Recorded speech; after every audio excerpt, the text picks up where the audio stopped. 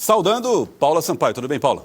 Boa tarde, Joelson. Boa Dia tarde. de entrevistas reveladoras aqui nesse programa. Como é? Já já a gente vai ver. Daqui a pouco, Paula Sampaio. Elivaldo Barbosa, boa tarde para você. Olá, Joelson, boa tarde, deputado Merlong, Paula, boa tarde a você que está em nossa companhia. Nós estamos recebendo aqui o deputado Merlong Solano, porque nós vamos trazer informações a respeito de uma votação importante na Câmara dos Deputados, que taxou grandes fortunas, ou pessoas muito ricas, como está sendo dito. Deputado Merlong, boa tarde para o senhor, seja bem-vindo. Boa tarde, Joelson, Paula, Elivaldo e todos os telespectadores da Cidade Verde. Bom, primeiro vamos falar a respeito dessa votação.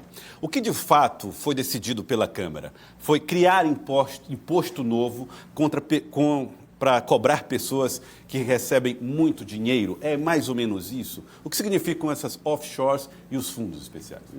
Não foi propriamente criar um imposto novo. Foi resolver uma injustiça tributária de grande porte, em favor de bilionários, às vezes. É que quem investe, quem ganha dinheiro com trabalho, investe num fundo aberto no Brasil, recolhe o imposto de renda 2 vezes por ano. Mas se a pessoa fizer um fundo exclusivo, que só é acessível a quem a partir de 10 milhões de reais, 10 milhões de reais é o mínimo. Ou seja, não é para o brasileiro comum? Não, de jeito nenhum. Esse não está obrigado a declarar os ganhos todo ano, não recolhe todo ano. Pode adiar indefinidamente essa declaração, passar inclusive como herança. E essa mesma coisa acontece com as offshores, aqueles capitais que foram exportados, muitas delas criadas em paraísos fiscais. Eles também não são obrigados a declarar todo ano, pela legislação atual. Ficam postergando indefinidamente, é uma coisa que os contadores chamam de diferimento. Adiar a declaração do tributo que você deve ao fisco. E, portanto, adiar o pagamento. E com isso, Joelson, esse pessoal ficava reinvestindo os ganhos obtidos pela primeira aplicação, e pela segunda e pela terceira, ganhando dinheiro em cima de um dinheiro que já não pertence a ele. Porque se ele tivesse declarado, fosse obrigado a declarar, como nós somos obrigados todo ano, e como aqueles que investem em fundos abertos no Brasil são obrigados a declarar, e recolhem 2 vezes por ano, eles não teriam essa receita em cima de ganhos sobre tributos não pagos. Quando o senhor falou, eu já percebi que o senhor não tem 10 milhões para investir, né? De jeito nenhum. Nós somos obrigados. Agora, deputado, essa votação, ela define que essa regra já está estabelecida? Qual é o próximo passo? Bom, então agora nós igualamos trouxemos o que investe lá fora para as mesmas regras de quem investe aqui dentro, vai pagar 15%, tem que declarar todo ano. Trouxemos os tais fundos exclusivos ou fechados, que é esse que só entra a partir de 10 milhões, para a regra dos fundos abertos. Tem que pagar imposto 2 vezes por ano, com base nas mesmas alíquotas. Com isso, nós estamos começando uma coisa que eu considero de extrema importância. Sem criar imposto novo, estamos começando a tributar os mais ricos, e começando a reduzir o caráter regressivo do nosso sistema tributário. Aquela questão de que, por diversos mecanismos, os mais ricos terminam pagando menos impostos do que os mais pobres. Paula Sampaio. Deputado, a gente viu aqui no início do semestre, até sobre sua relatoria, a aprovação de um projeto que cria até uma regulamentação anual para o reajuste do salário mínimo. Agora, essa taxação também.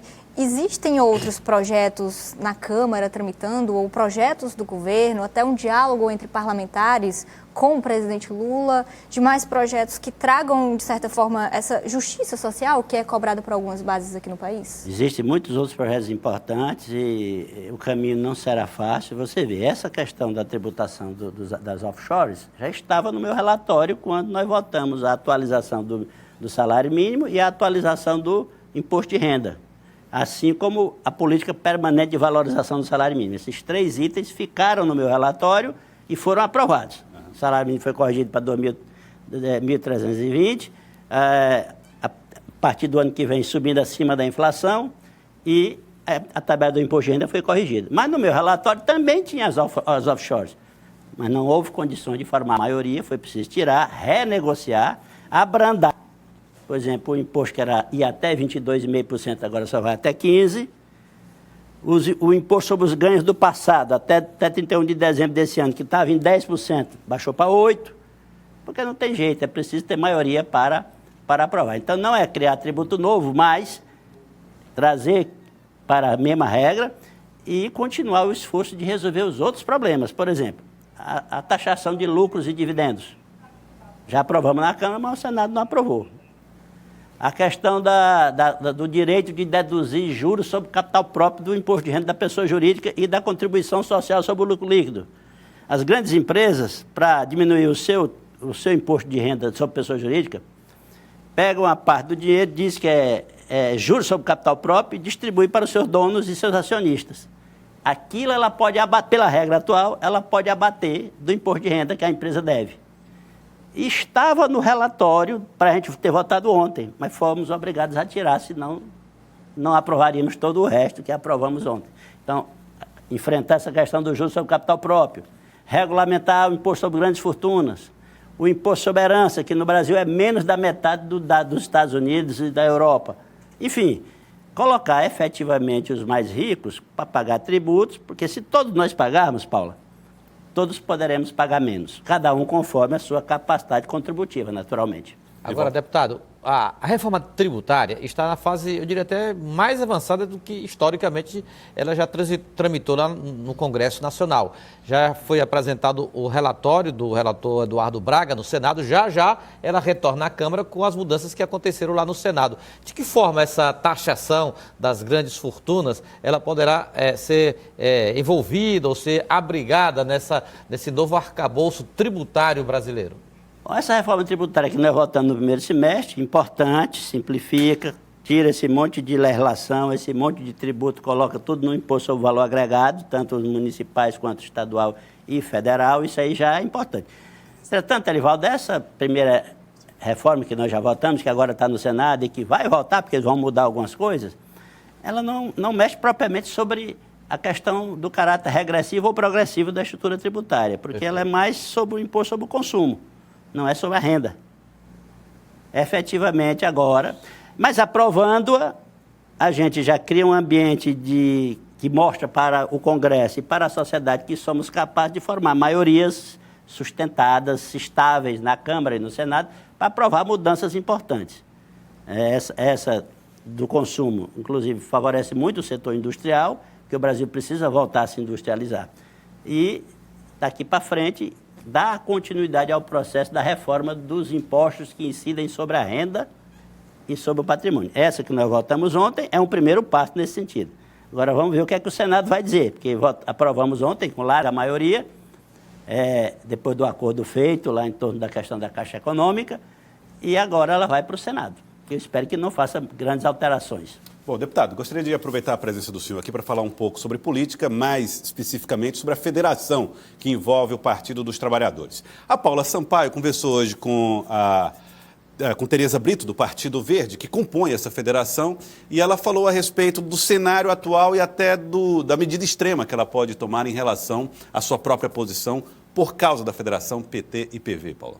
Olha, Joelson, a ex-deputada Tereza Brito esteve em Brasília nesses últimos dias. E lá foi para uma agenda administrativa no partido acerca da Fundação Verde Herbert Daniel, que ela, inclusive, preside. Mas, para dessa pauta administrativa, também um amplo diálogo sobre a questão da federação. O PV, na verdade, está insatisfeito com a forma como vem sendo tratado dentro dessa federação, com o PT, o Partido dos Trabalhadores, e o PCdoB, em dois eixos. O primeiro, em relação à participação do partido, em relação à gestão do presidente Lula. E aqui em Teresina, especificamente, sobre o diálogo que vem tendo em relação à pré-candidatura de Tereza Brito e de Fábio Novo. A deputada está se sentindo excluída desse debate, fala, inclusive, que o PV avalia a possibilidade de deixar essa federação com o PT e PCdoB e pode até, se isso não der certo, ela mesma deixar o partido. Vamos acompanhar. No Brasil foi feito um mapeamento dentro da federação e as outras também não deve ser diferente, foi feito um mapeamento pelos partidos. E esse mapeamento está lá em Brasília. Por exemplo, Teresina, Natal, Cuiabá, essas 3 cidades, está lá no nosso mapa como prioridade para o Partido Verde nas capitais dentro da federação. Mas isso não está sendo respeitado pela federação. Aqui, por exemplo, colocam para a imprensa e para a sociedade como se eu cheguei a ver da própria vereadora do partido dizer: a federação decidiu fulano. Não, não foi a federação. Ela quis se safar, né, do que ela aprontou. Então, na verdade, não é a federação. A federação são 3 partidos. E a definição da federação, ela perpassa pelos diretórios municipais, ela perpassa pelos diretórios estaduais, ela perpassa pela federação, as federações municipais, estadual, entendeu? Então, assim, e a nacional só vai ser definido na convenção. Então, não existe essa história de o candidato fulano ser da federação. Não é. Se um partido se manifestou pró, mas foi apenas uma manifestação. Não houve eleição da federação. Então, é bem claro isso. Hoje a federação tem 2 pré-candidatos a prefeito de Teresina, Tereza Brito, pelo Partido Verde, e o pré-candidato do PT. Tereza Brito também, na conversa com Paula Sampaio, falou sobre a pretensão de manter essa pré-candidatura, mas avaliou a possibilidade de deixar a sigla. Eu sou apaixonada pelo partido, pelas bandeiras do partido. Tem tudo a ver comigo e eu a ver com o partido. Assim, na política não pode dizer nunca nem jamais. Então, esse movimento nosso também, que nós estamos fazendo a nível de Brasil, ele vai ser importante para ver até onde o respeito da federação para com o Partido Verde, porque tudo pode acontecer, até mesmo o partido sair da federação. Porque nós temos cláusula lá que pode ser possível. Se o Partido Verde for discriminado lá dentro, como está sendo, então pode ocorrer isso. E aí nós vamos ficar livres, né, para as nossas candidaturas. E se não for resolvidas essas questões que está prejudicando o Brasil todo, a insatisfação é geral.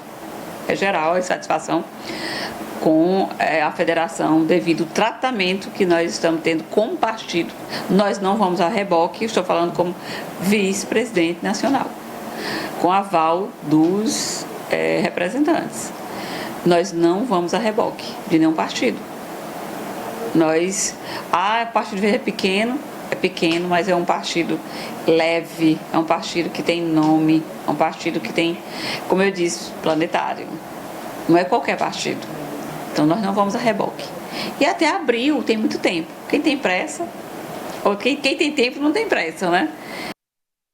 Deputado Merlong, o senhor que além de parlamentar, petista, é também acompanha como historiador a ciência política, e a federação falhou no Brasil, especificamente esta, PT, PV, PCdoB, não tem funcionado? A federação é um aprendizado novo, é o primeiro exercício concreto de convivência de vários partidos dentro do mesmo arcabouço político partidário, que é a federação. Há atrito, sim. Acho que temos que continuar essa experiência para poder avaliar os seus resultados. Qualquer conclusão agora é precipitada. É precipitada. E entendo que só haverá um candidato propriamente que possa ser dito da federação quando o instrumento legal previsto na própria legislação que representa a federação se manifestar.